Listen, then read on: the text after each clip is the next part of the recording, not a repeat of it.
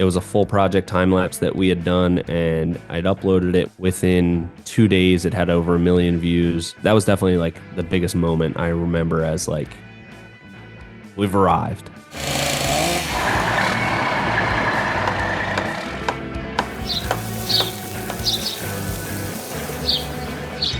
So welcome back to another podcast of Stocked and Delivered.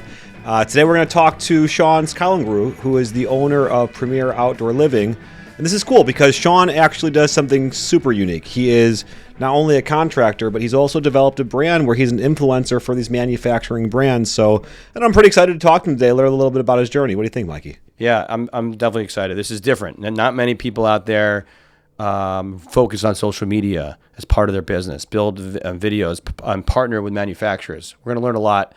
If you're a manufacturer, if you're a contractor, or if you're anyone in the space, you're going to learn a lot from Sean today. And with that, Sean Collinsgru. Good morning, everybody. Another podcast episode of Stocked and Delivered. And we're glad to be joined by Sean Collinsgru. Let's just dive right into it. Why don't you tell us a little about yourself, and a little about your business?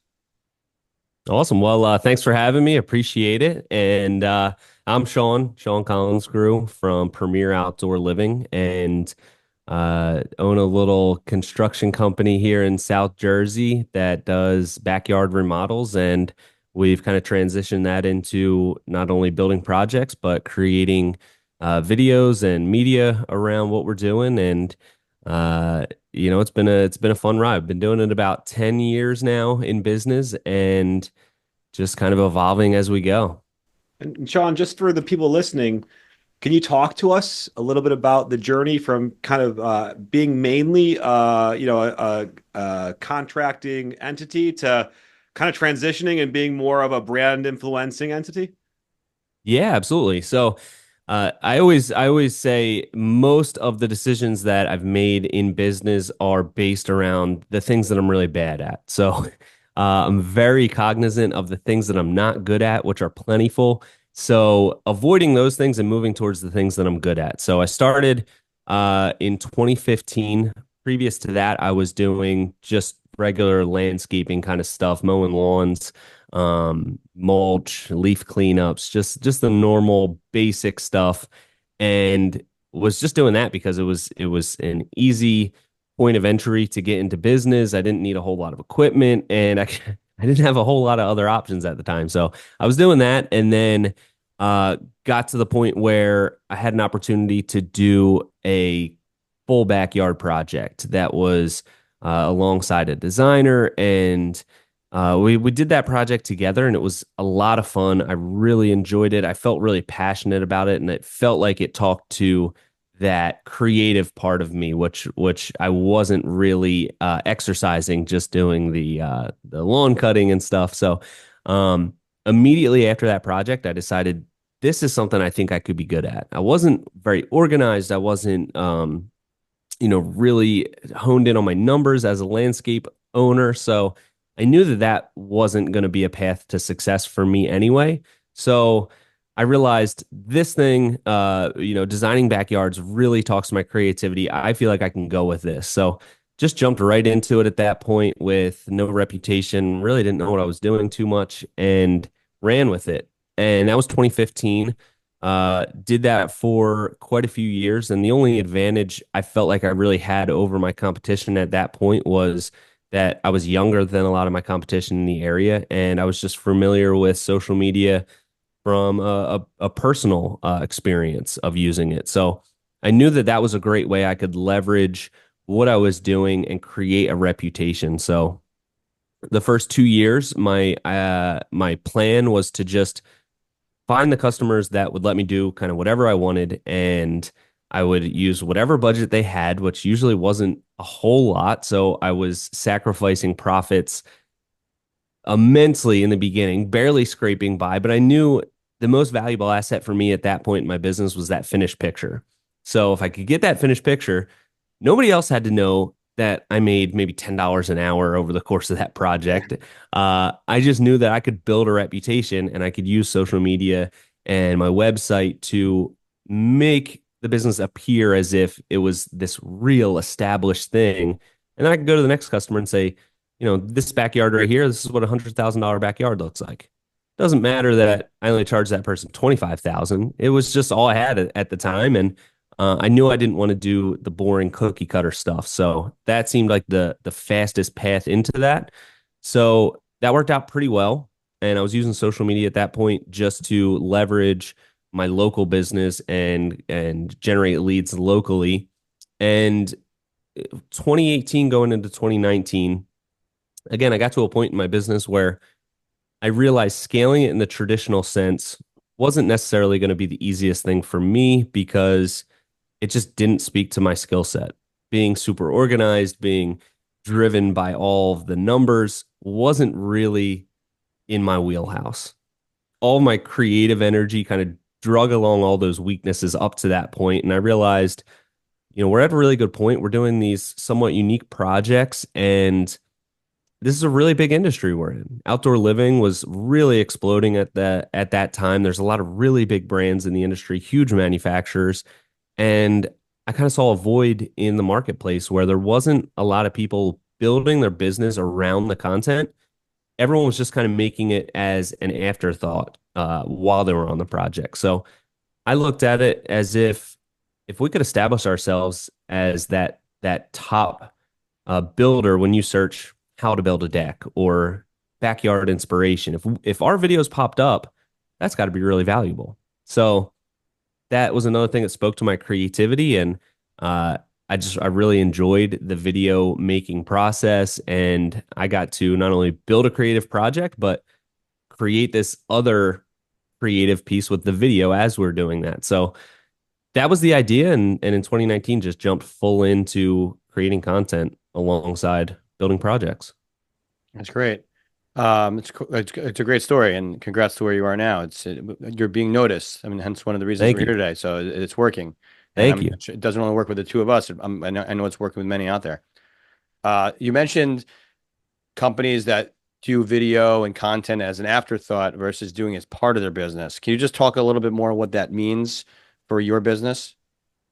Yeah, so a lot of people, especially now, are creating content on Instagram, Facebook. Not as many people on YouTube because that takes a lot more effort. But I was one of those people. We were creating it as we were on the project, and we were using it to generate local leads, and it was working really well for that. But I realized there's a bigger opportunity here. There's a bigger opportunity to scale this audience, and if we shift the path of the business into really focusing on the content first and using that to base decisions around, like we're not going to take this project because there's not going to be a whole lot to talk about or show, and really making all of the decisions based around that and creating weekly YouTube videos and really just basing the entire thing around what's the content that we can create from this project.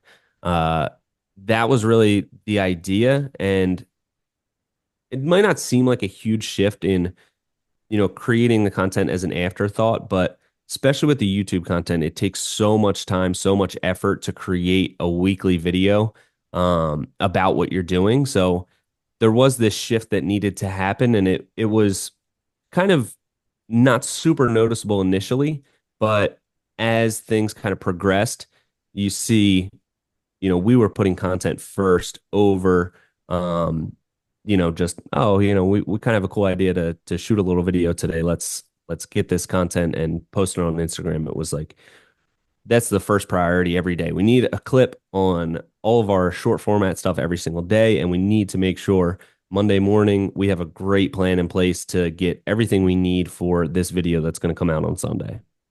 It's interesting because, you know, the content that Sean's creating is probably more needed in this industry than many because if you think about the thing that the homeowner's buying, they're doing it maybe one time, possibly two in their whole life. You're talking to a highly uneducated customer base who's yearning for information. And to be frank, I think most of the people are getting that information more than just they're not necessarily reading a website. They're looking for something that can capture them and teach them.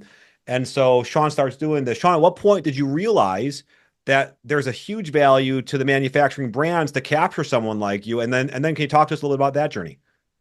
Yeah, so that was really what started it was I saw an opportunity. I got more familiar with the industry and started to realize how much revenue a lot of these companies were doing. And I noticed in other industries that there was this big shift into content creators being partners with manufacturers and it being a um, really effective way for manufacturers to market. And it wasn't really catching on to a huge extent yet in construction, especially not in outdoor living. And um, when I saw that opportunity, I I look back and I really I sometimes can't believe that I was so confident in the vision at that point because in 2019, I started approaching different brands and said, look, this is what we're going to do. We're going to create a YouTube channel. We're going to create videos. And I was so passionate about it and I just believed in it so wholeheartedly. We didn't really have anything to show for it yet, but just selling that vision. And I talked to a lot of different manufacturers, a lot of different companies, and a lot of them were, understandably not super interested. They were like, oh, okay, that sounds kind of interesting. And we had a very small following at that point. It was maybe like 10,000 followers. Um, but there were a few that kind of saw the vision and were like, we'll kind of take a chance on this. And that's how it all started. I had the vision of what this could become, and I feel like we're still not even close to where this can go. But that's really how it started was just this vision and believing in it and selling the vision and a couple people bought into it and a lot didn't and I didn't let that stop me. You're talking about 2019, which is only 5 years ago. But Yeah. we're in an industry, and we still are in an industry that has very few people doing what you're doing. And even from the manufacturer level to the supplier level, they're just not. It's there's an opportunity. You clearly saw it, and you're taking advantage of it. Um, there's still lots of room to go with that, and not everyone quite sees it yet. I think you keep doing what you're doing. Um, so is the business has the business developed and is it still I got to make my money building projects or I do I am I are you creating a new cash flows with the content and videos and online presence? It's intertwined. So we can't really have one without the other, but we are generating a good portion of our revenue from the content side of things. When people kind of try to get a sense of what is our business model. I like to tell people we're a marketing company that happens to build decks and patios. Because that's how we approach a lot of the decisions that we make. And like you said, there's still not a whole lot of people that are diving headfirst into content creation in this industry. And the main reason is because it's especially as things progress in the industry and with social media and with content creation, the barrier to entry is so much higher. Where, previous to 2019 and even at that time, you could really gain a pretty big following on Instagram and Facebook by just doing simple before and after pictures or progress pictures. And now people are expecting so much more Yeah. captivating content. It's this incessant need to gain people's attention and every day it becomes harder and harder, which just means more work needs to be put into the creation of the content. So that's why I think a lot of people aren't as invested in going down this route because they start to go down it and they realize, wow, this is so much work. And I look at our most valuable asset being our YouTube channel because Instagram, Facebook, all of those things are great, but to really capture somebody's attention is a rare thing. And in this industry, so many of the products and techniques and everything that we do really requires a longer amount of attention to portray that message and to garner someone's trust.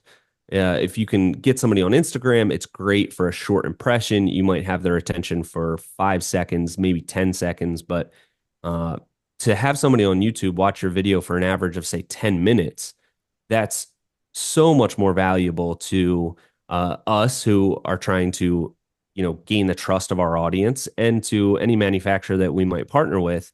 You're not going to find that on the internet almost anywhere to have somebody on average watch a video for 10 minutes. It's almost unheard of. So YouTube's really the only place where you can have that type of connection with the viewer.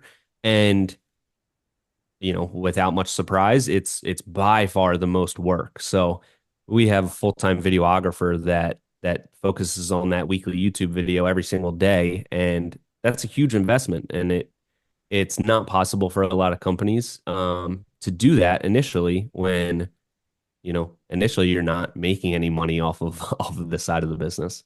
So two-part question for you. Question one, when you're looking to support a brand, when you're going after someone saying, "Hey, I think I could do this for you," can you define what the ideal like manufacturer looks like for you? And then subsequently, when you're talking to them, can you talk to us about what it is that they care about in terms of making when the deal goes right, what it was important to them for them to say yes? So there's definitely a lot of different aspects. So number one, we always try to base every single decision, on the company with, is it going to create a cooler end product? Because that's our main thing. We've made so many videos about decks and patios, it can get very redundant pretty easily. So we need to make sure that the product is a great fit for us and that it's going to inherently lead to engaging content. So that's number one. The product has to be really interesting. It has to be unique and it has to look great. Because that's the basis of all the videos. If our designs aren't really cool and constantly new and unique, then our audience is just going to get bored and they're going to stop watching. So that's number one. Number two, it just has to be organic. We don't want to go out of our way to talk about any products.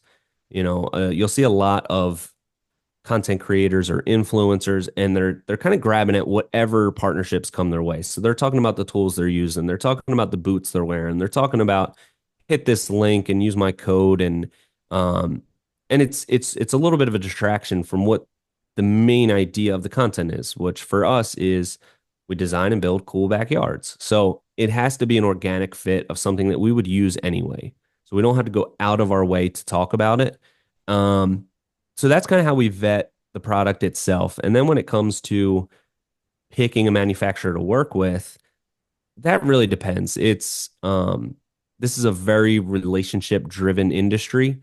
I'm sure you guys know that, with bigger companies, there's a lot of turnover. Somebody that you're working with at one company might not be there the next year, but the thing that I found is they're probably working for someone else in the industry. It's almost like, I just came back from Deck Expo and you see the same people. Sometimes they're at different booths because they've switched, they've kind of shuffled people Yeah. around a little bit and they're at one of the competitors now, but it's a very small industry. It's very relationship driven. Reputation goes a long way. Um, so we want to make sure that we're on the same page with the manufacturer. We share the same vision of what they're expecting, what their expectations are. Now we have a lot of analytics to back up what we can provide them as far as deliverables. And then just making sure that they understand it's going to be a little bit of a long-term payoff for them. It's very hard to quantify how is this affecting our bottom line? That's very difficult to calculate, even no matter how long you're in a partnership with a company, because it's not just based on a single product. We're not Amazon influencers where your goal is to get people to hit this link, buy it right now. Our big thing is we can convince other contractors to start using a different product. And that's not something that you can, trace with this person clicked and then they bought this product. It's something that takes a long time and it takes a lot of reinforcement on the back end for us where, decorators is one of the partners that we deal with. And for all of their field specialists to come back and say to leadership, we signed up all these new certified pros and across the board, they're all saying, we heard about it from watching Premier Outdoor Living. So it's a little bit of both. You can track how many people are watching it. You can track what the demographic and all of that of the audience. But at the end of the day, it has to be, kind of validated from within. You have to see the results on the streets. They have to go to a vendor out on the other side of the country, and then they bring up our videos, and that's validation for us. So it's really hard to quantify, but the idea is we want to make sure our impact is big enough that they don't second guess it, they don't question it, they just know this is a great partnership and we're reaping the benefits of it. So that's kind of how we go about it, and everyone's different. We Yeah. just want to make sure it's a good organic fit for both of us. I assume you've spoken to many manufacturers along the way. You've pitched maybe the idea that you can bring their product on.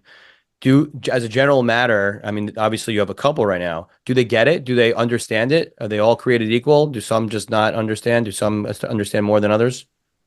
Uh, yeah, some of them don't get it at all. And we're kind of at the point now where and our goal from the beginning was really not to bring on too many partners because again, we want it to just be organically about the work that we're doing. That's why people are tuning in. So our idea was we wanted to have a small number of partners and bring a big amount of value to them. So instead of having 50 different partnerships and we're just creating a tiny bit of value, we wanted to really be invested with our partners and be exclusive with them. So there's a synergy that takes place. And when people think of Premier Outdoor Living, they think about X product that they use on every project. So that's that's it's very interesting. Some companies get it 100%, some still don't. And one thing that was really interesting for me, I won't name what company it was, but initially I pitched a company and it was the brand that we were using at that time, and I had the idea to start making the content, and they weren't interested at all, like not even close. They were borderline rude about it, and then they told me, hey, this is how much we spend on marketing every year. Like videos sound like a cool idea or whatever, but we kind of got it handled. And that number that they told me that they spend on marketing every year was a huge number. And although they were basically saying, we don't need you because we spend all this money, a light bulb really went off and was like, wow, I thought this was a good idea. And now I know it's a good idea because they might not think they should spend the money on this space right now, but a lot of other companies must be spending this much, and there's other people that are going to get what we're trying to do. So um, they were one of the first to really shoot me down and shoot me down pretty hard. And then just last year, I ran into one of those people at a trade show, and they were like, "Oh, I see you're still doing the videos. So, are you getting any revenue off of that? Like, how's that?" And it was just funny. It was like, "Wow, you didn't get it then, you still don't get it now." And in their marketing, you see a lot of antiquated things that I think are just very expensive and don't have as much impact as they used to. So, uh, long answer short, it's 50-50. Some people get it, some people don't, and luckily we don't have to pitch as many people. We can kind of let the opportunities come to us because we're not actively looking to necessarily take on more partnerships. And what makes the best kind of content? If you're to say, hey, this is what really drives my business, or here's what we want to pivot to because we know this is important. How would you define good content versus bad content? Um, there has to be number one, there has to be a reason behind it. Like you have to understand what's the message that you're trying to get across, and whether that's for your personal brand, for the manufacturer that you're trying to represent, you have to have a purpose behind it. I see a lot of people that are just posting things that might be grabby and, almost like have that viral sense to it, but it might get a lot of views, but it's not portraying any sort of message, or it's not aligning with the brand that they're trying to be or they're trying to represent. So, number one, you have to understand what is your brand and make sure that the content that you're creating is reinforcing that brand.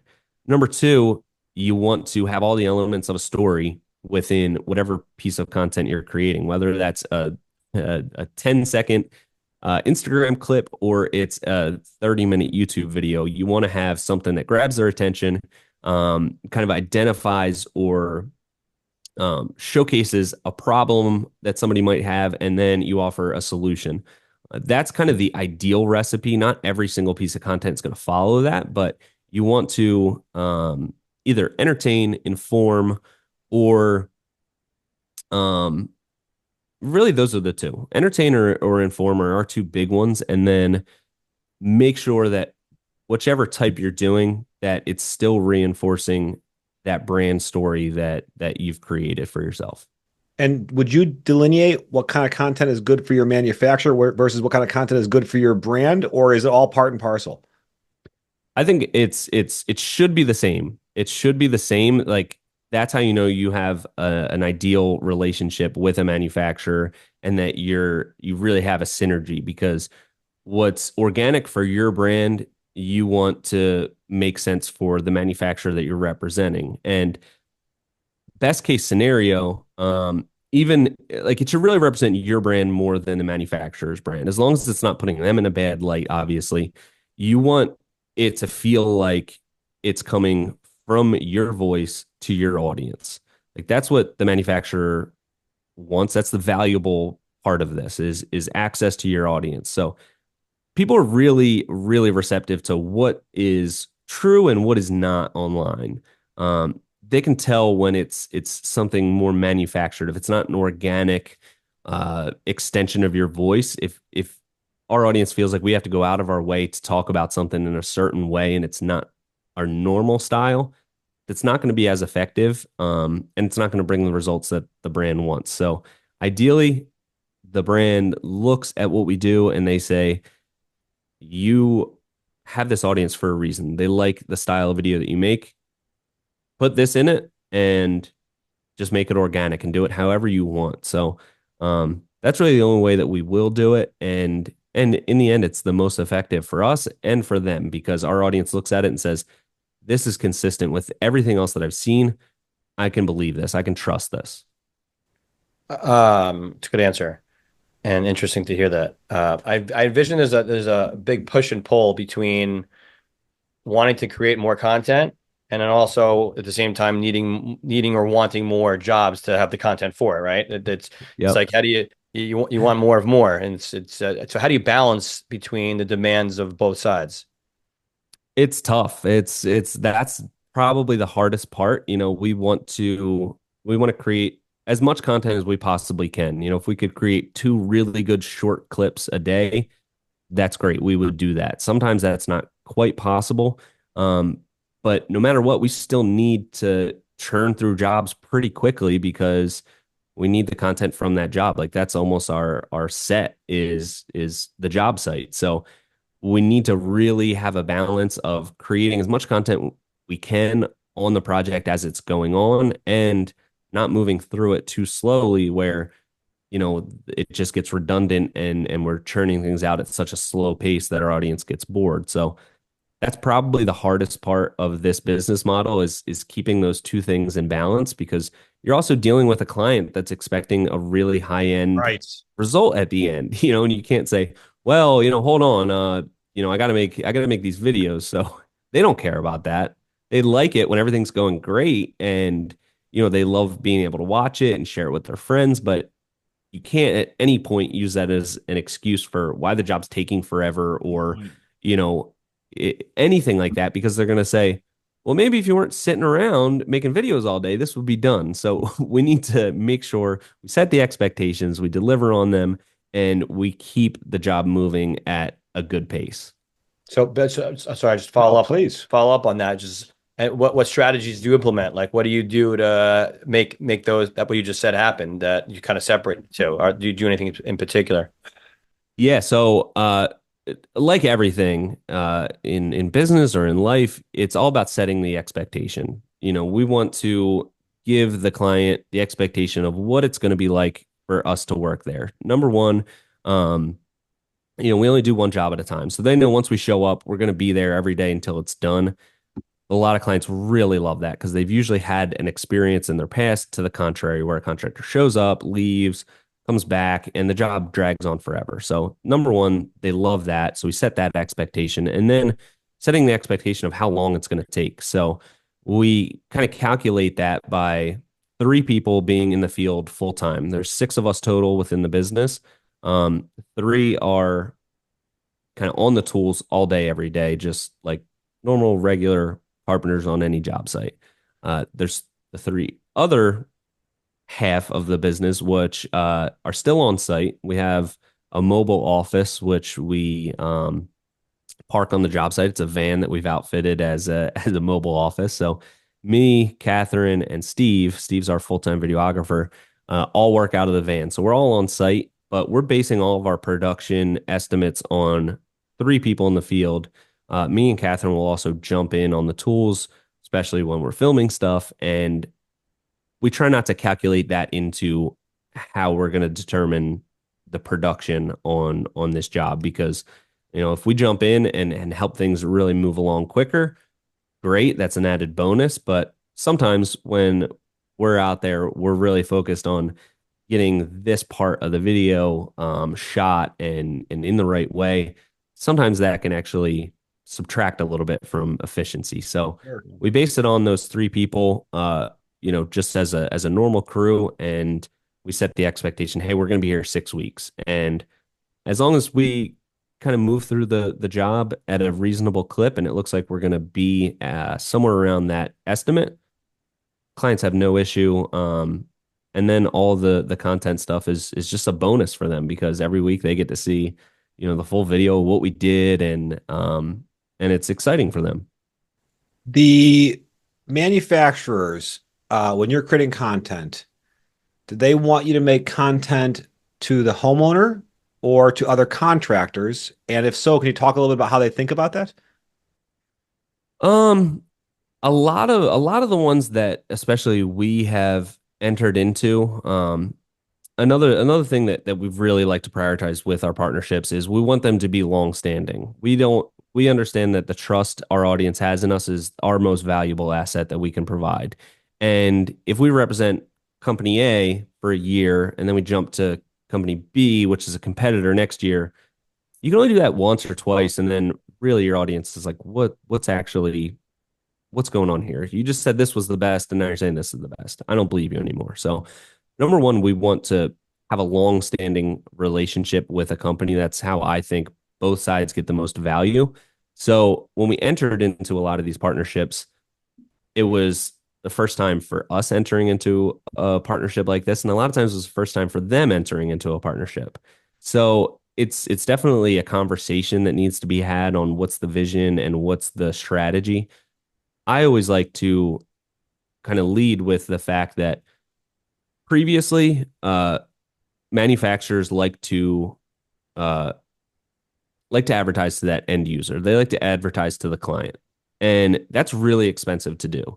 And what you're hoping is that you can advertise to that end user, the homeowner that's going to have the project done, have them see your ad, remember who you are, like it enough that they're going to then call a contractor, advocate that your product is used, and not have the contractor say, "Oh, okay, you're saying this, but we actually use this product, which is very similar. It's kind of the same thing."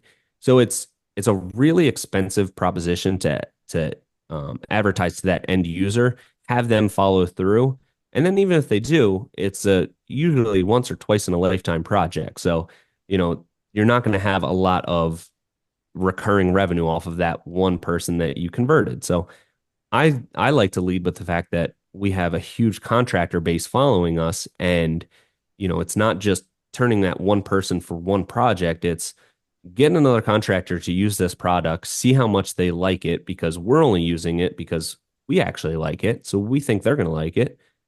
Get them to use it, and now you're not only just turning one job into this product, you're hopefully turning 10, 15, 20, 50 projects a year into this product. So that's where the huge value I think is. And we've had quite a few of those contractors, some big contractors that have seen our videos switch to a product that we're using. And that's like a case study we can point to and say, this company over here that's building, a couple hundred projects a year, they weren't using any of your product before, and now they are. And they'll even say, I found out about it from your video. So that is invaluable. And that's what we shoot for. That's going to be the highest return on investment is converting contractors and then, DIYers and homeowners. That's just an added bonus as, that huge net is cast. You get some of those, that's great, but those aren't really the big fish that we're going for. Interesting because that comment in itself adds another layer of complexity because essentially he's almost adding competition to himself as well, which then pulls away from the number of jobs he potentially does, but overall grows the brand of the market, which is kind of crazy. Is there a platform that works best for homeowners and one that works best for contractors, or are all created equal? I think they're pretty much all created equal. There's going to be different segments of your demographic on different channels. But I would say for the most part, our most industry people we're connected with on LinkedIn. That's probably where most of those uh, people that we're working with that are really kind of in control of the company as a whole or that segment of the company that we're actually making the deal with. A lot of times they're very busy people and they don't have time to scroll around on every single social media, so they typically see our content on LinkedIn the most. But then it's all over the place. There's a huge contractor community on Instagram. That's where I'd say they're the most vocal and interactive, but they're kind of everywhere, and it's a pretty similar demographic mix across all platforms. And while we're on the topic of platforms, you are also hosting a podcast of your own, if I'm not incorrect. I think you have the Yeah, Hardworking Happy Hour. Is that right? yeah. So that's why I have access to this fancy mic and a background that I'm going to be updating soon. Didn't turn out Yeah, as we're good working as on you'd ours as well, so we're not throwing any like. stones. But yeah, that's been a really fun thing that we've been doing the last almost 2 years. We do it once a week, and I think we're at almost 140 episodes. So Wow. almost 3 years now, which is crazy.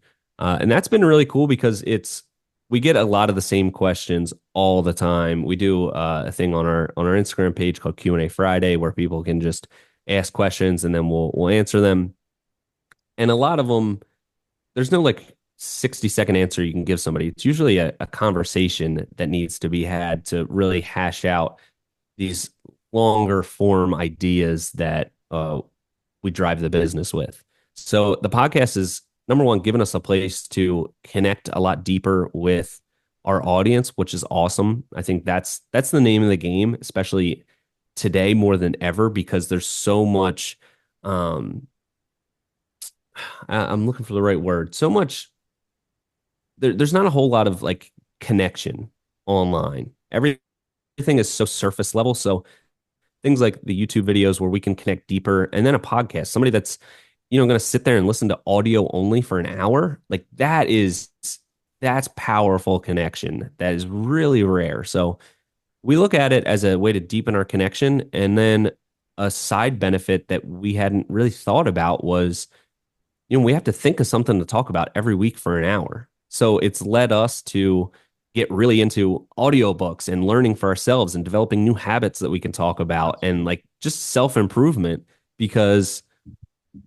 when you really just talk about the things that you know a lot about, you run out of stuff to talk about really quickly. And we noticed that after a couple episodes, it was like, okay, well, I kind of feel like we've given everything that we have the expertise in. Now, we need to learn more ourselves, and it kind of transitioned into this thing where we're trying to figure out our business internally, so we're going to have those conversations as part of the podcast, and people can kind of learn with us. We're going to talk about all the mistakes that we make, which are a dime a dozen. We're making mistakes all the time, so there's plenty to talk about there, different strategies, and then personal development stuff that we are trying to incorporate into our lives. So that was something that I hadn't really anticipated, but it's been a huge benefit. Even if nobody was listening, we have this reason to better ourselves every week and just be more curious about the world around us and the industry in general. So uh, that's been pretty cool too. That's great. Congrats on that, man. So if our audience out there, the Hardworking Happy Hour, check it out. Yeah, 100 plus episodes. Congrats. That's really cool. So thank you. we were talking about competition in 2019. You were one of the few who were trying to get into video and Yeah, doing it. You can only probably name on your fingers how many there were. Talk about it now. Are there a lot of copycats? And I don't think copycats even the right word because it's becoming more of a it's the kind of the way the future, the way the business. yeah. And do you find yourself being mentors for others? Absolutely. Yeah. There's a lot more people that are doing it. in 2024 than were in 2019. And more people looking at it as a real business opportunity where previously people were just doing it for fun and they were really connecting with other builders and there was this really cool fun contractor community that was building, which a lot of people did it for, but now people are looking at it as more of a real business opportunity. So I look at it like, a lot of people will ask our advice on what we've done, and we share all of that on our podcast so people can just hear everything that we think about and we talk about. But there's always this thing about competition, whether it's content creation competition or local business competition. And I think people consistently misjudge who their competition, not who their competition is, but who is going to devalue their company. People sometimes look at somebody that's trying to do something similar and say, that's my competition. That's the person that's going to steal work from me. But in reality, it's on the contracting side. The person that you want to educate against is the people that are just going to be undercutting everybody. People that are going to like just scrape by, not make any money uh, because they don't know any better, or there's always this bottom feeding segment of the industry that constant turnover. People can be in business for 3 or 4 years, don't realize the entire time that they're not making money until they go out of business. And those are the people that drive down costs, drive down profits for everybody else that's trying to do a good job. And it's the same thing with content creation. There was a time in this industry where there was people that were really investing a decent amount of effort into growing an audience, whether it's a couple thousand uh, followers or tens of thousands of followers. There was a time in the industry in really 2019, 2020, where a company would send somebody a t-shirt and people would be posting about it and say, this is Yeah. all like, hey, this company's the best. They sent me this t-shirt. They sent me, a bag of pencils. And that's the thing where if we can educate people that even only, have say 5,000 or 10,000 followers, that's still a really valuable asset. And they should be getting compensated for that as well. So if we can educate other contractors that are spending a lot of time creating this audience, that you shouldn't just do it for a free t-shirt and a box of pencils. There's value that you're creating. And if that message gets across and everyone starts getting compensated for the time and effort that they put into it, ultimately that's great for us. It's great for everybody. So I think it's in our best interest to mentor as many people as we can and bring them along and say, hey, what we're doing is hard. It's time consuming. It takes a lot of energy and effort, and it's valuable. And manufacturers need to compensate for that. And I think that's starting to catch on, which it's good for everybody. I agree. I mean, you're a walking, talking marketing machine for not only your business, but the businesses you're promoting, which is kind of one in itself. Yeah. Is your model, the model that you're creating with the content creation and doing the work, is that the future model? Is that the future of contracting and contractors?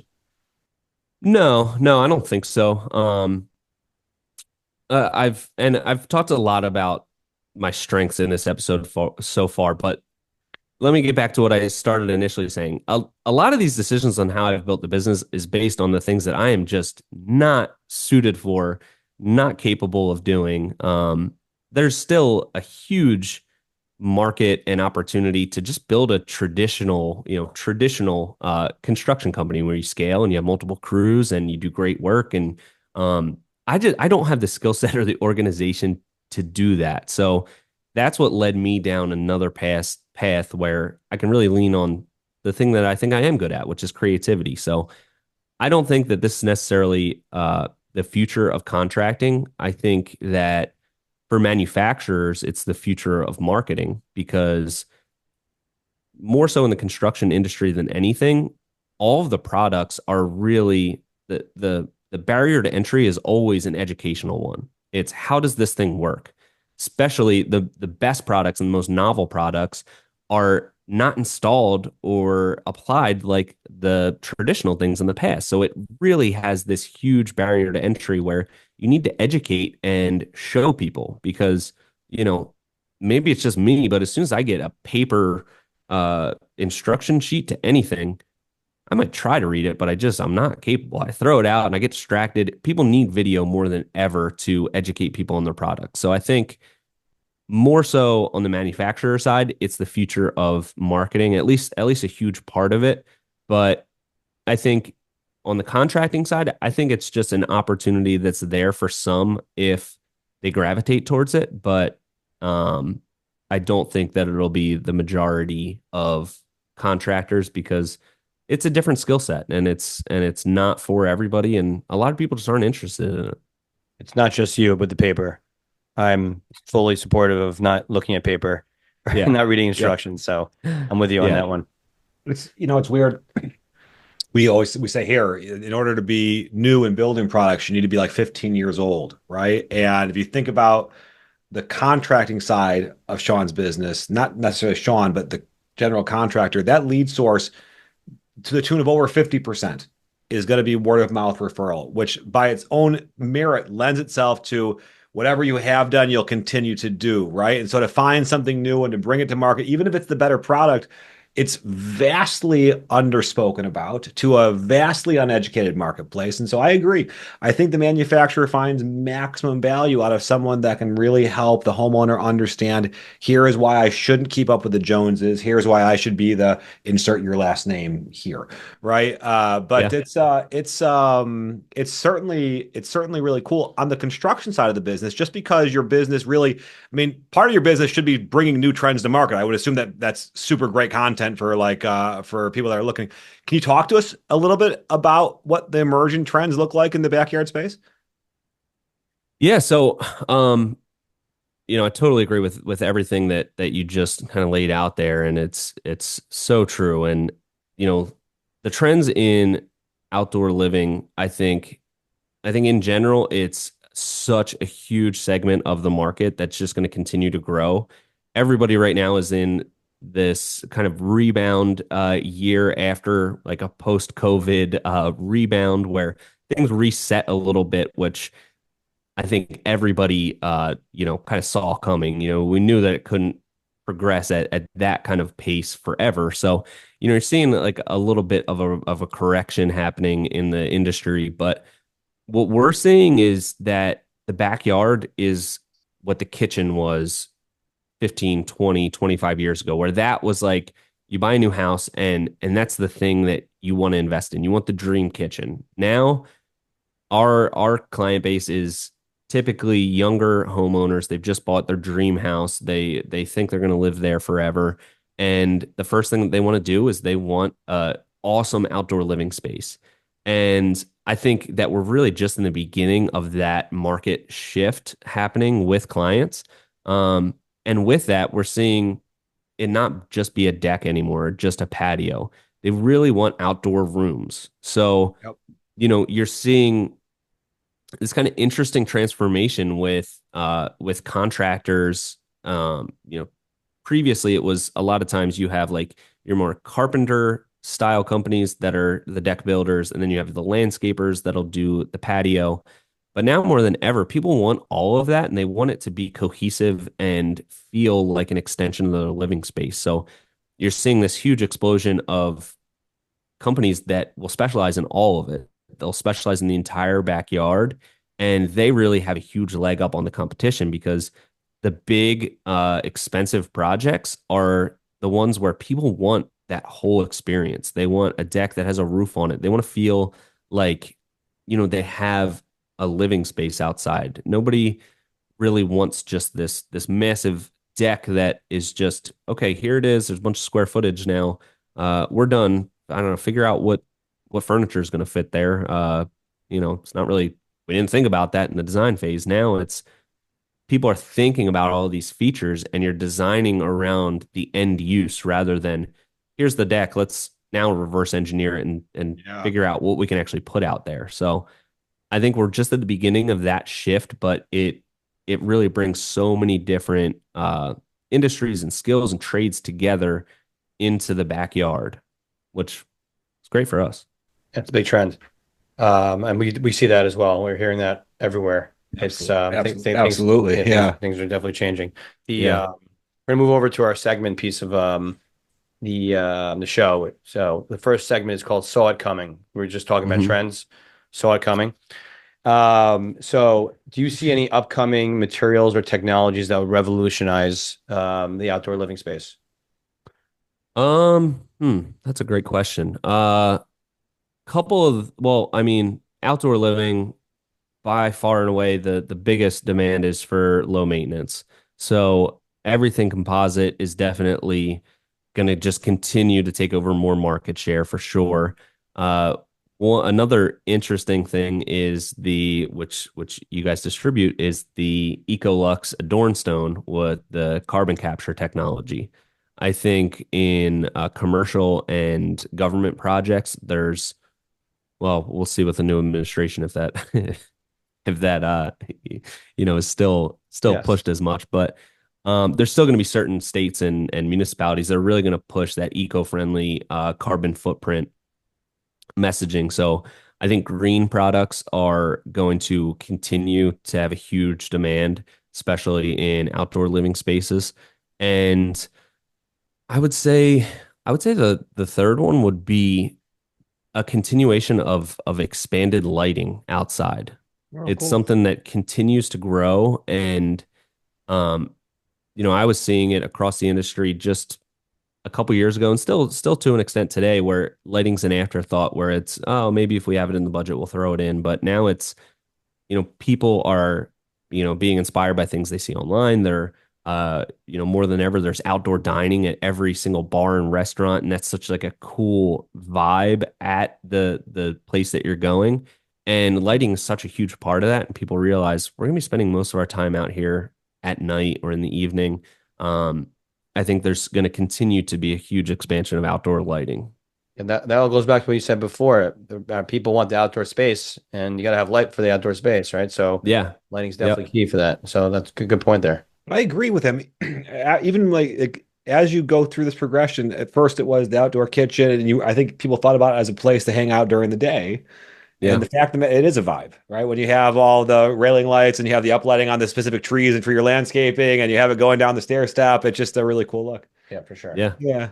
And then subsequently, from a consumer demand standpoint, how do consumer preferences shift over the next 5 years? Um, that's the, I guess, billion-dollar question. Yeah, Um, that's why we're it's hard. asking. It's hard to say. I mean, I think that I think we're at such an interesting intersection of the industry in general because we saw this kind of ramp up of just inherent demand amongst younger people, like the backyard being this new dream spot in the house. And then you saw COVID just exploded outdoors, and everybody needed something at their own house to escape outside and have some sort of respite. So you saw this huge explosion of demand, and I think that we're in that correction right now, but I think people are getting back to being more thoughtful about what they're doing. It felt like the last couple of years, anybody that was qualified to do any type of good work was so booked out that clients just wanted to jump in. They knew they didn't have too much time to, like think about different things before they jumped into design because next thing you know, you might be another 6 months booked out. So there Yep. was this huge, time crunch with clients and they could feel it and they wanted to sign up as soon as possible. And I knew that that wasn't super realistic. Eventually that was going to shift back. And now it feels like the power is a little bit more in the client's hands. I think you're seeing a lot of the companies that popped up in with this COVID boom, not really suited to have a real business that survives in a normal economic climate.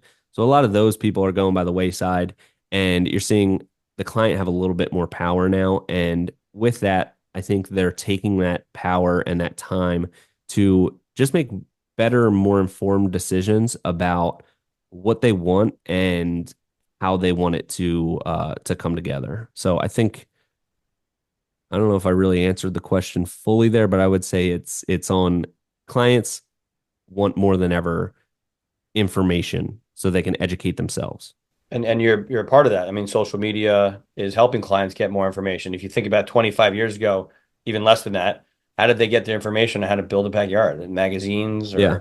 or some inspiration that way. Now we have so many different tools to get that get informed. So client has a lot more power to tell you what they want, how they want it, when they want Yeah. it, compared to And what I, you. Well, I think what he's saying though is if you think about the COVID time, it was true. Contractors were being very picky with the jobs they had. If you didn't sign up right away, they pushed you to the back of the line.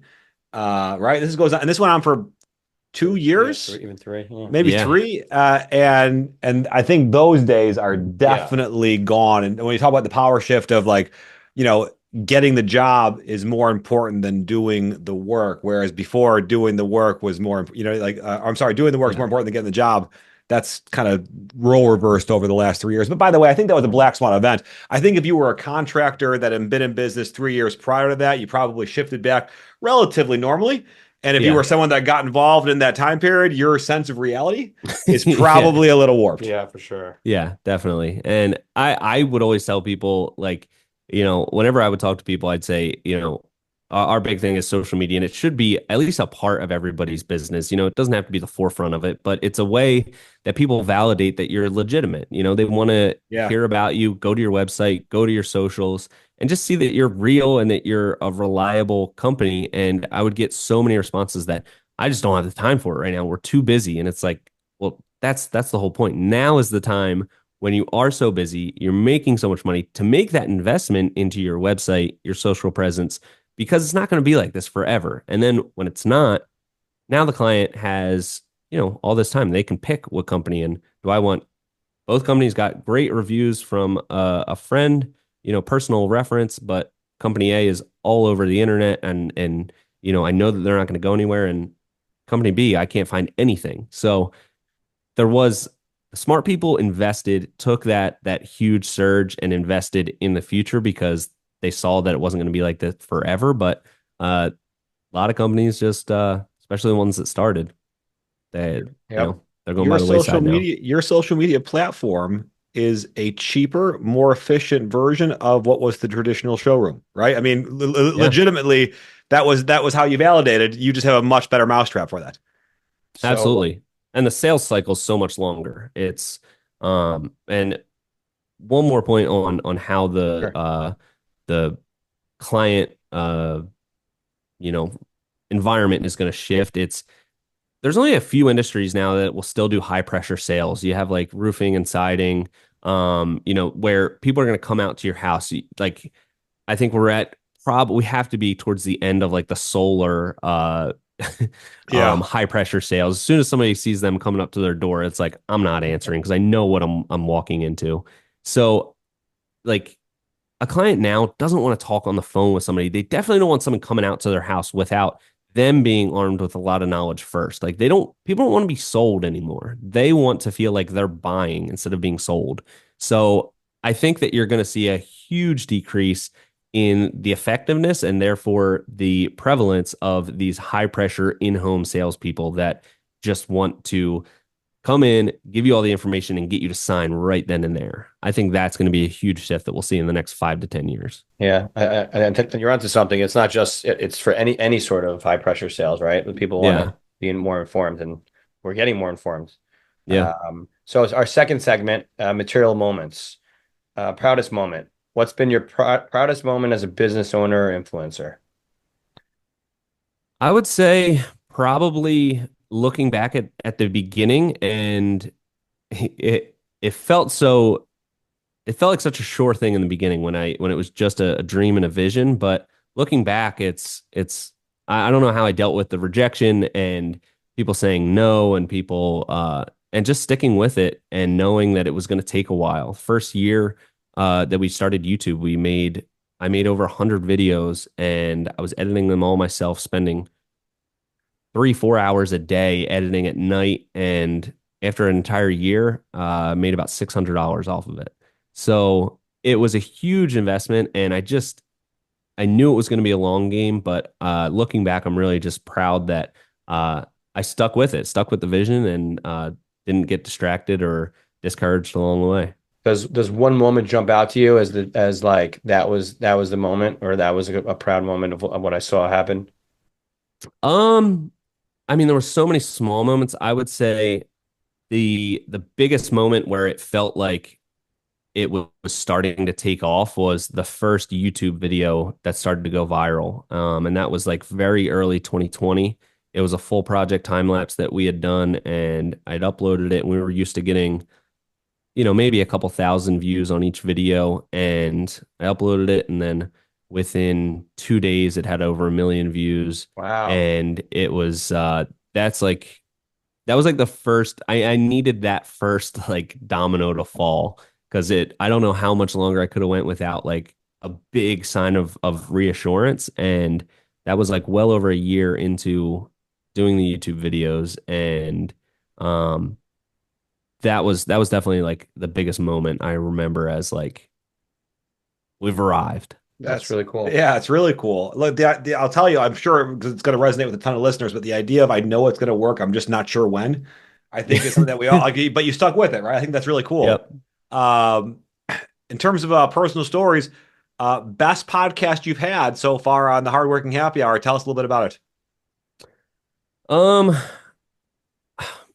I mean, we've done so many, it's hard to say. We've had a couple really good guests on it that have been cool. I would say probably the one that I think will maybe not resonate with the most people, but the best one to start with is probably the first one, which is thinking outside the box. Um, that was when we were in the mode of we're going to talk about the things that we feel like we know about, and Yeah. that was very short lived. But thinking outside the box and not doing what is just the norm, or what you should do, I think is one of my strengths, and I think people will get it'll be a really good introduction into who I am and who Premier Outdoor Living is, and just some of that outside the box thinking that now more than ever can really be beneficial because there's so many opportunities in the world to go so many different directions, and you're not limited by what a construction company used to look like or what a manufacturer used to look like. Now it's you create the vision of what you want it to be, and the industry's changing so much that think of yourself as we're going to pave the path forward, not just repave what everybody did before us. I like that. Todd and I were just at a trade show. They had a big speaker, and his whole concept was what if? Which to start every sentence with what if? What if I did contracting differently? And what if I added a spin with social media and contracting? And then it forces you to think outside the box. So it's pretty cool you brought that up because it was just on my Yeah. Absolutely. Yeah. transition. Yeah. Let's transition. So our last segment is just called Quick Cuts. It's just some rapid fire questions for you. So we want whatever comes to Cool. your mind. Like, let's not think too hard on these answers. Okay. What's the one mistake you made that you absolutely had to be successful? Not making any money in the beginning. Yeah. What's your favorite outdoor feature to design? Uh, like privacy TV walls as part of like the lounge area. Cool. If Premiere was to start its business all over today, what happens differently? Uh, it never works because I have a kid now, and I can't Oh I wow. work 12, 14 hours a day anymore, so I don't know what I would do. I would have had to One delegate from the beginning, which is not one of my strong suits either, so who knows? one tool you can't live without. Uh, my phone. Amen. Uh, I think that's all we have for today. Sean, we Yeah. really, really appreciate you. Thanks so much for taking the time with us. Yeah, Uh, absolutely. I just really appreciate it. Thank you for joining us. That was very insightful. And you're one of the few who is doing social media right now. I was glad to like pick your brain and get to hear how you're doing and how you're thinking. So thank you very much. Absolutely. Thanks for having me. And you guys had some of the most thoughtful questions that I've gotten in a long time, which is cool. So happy to spend the time with you guys, and maybe we'll do it again in the future. I look For forward to sure. that. We'd love to be on your Cool. podcast one day. Yeah, absolutely. Thanks again. Another great episode today. This is so much fun. We've done 7 episodes now, having a lot of fun, learning a lot. Today was a great episode. We learned, heard from a contractor who's has a great spin on social media and is utilizing his position to have multiple cash streams, not just from contracting. And I thought it was super cool. What do you think, Todd? Look, the fact that he started out as a contractor out of necessity, realized that he was only half good at it, figured out what he liked, and took these two things and symbiotically created it to really create a space that's now becoming a trend-ish line, right? It's just incredible, and Sean's one of the pioneers of it. It was really intriguing just to learn about kind of his journey and how he did it. And he seems like the most humble, kind of like normal guy, right? And so you sit back and you say, if you're a manufacturer, you probably like doing business with him. If you're a homeowner, you probably love the work he does. So I thought that was great. Yeah, I'm on social media every day. I'm sure so are you. And I get my advice from social media. So I totally get it. We all want to see things online that we want to use. So he's doing exactly that. And it's a big trend. He's one of the pioneers of it. And I was excited to hear from him. So thank you.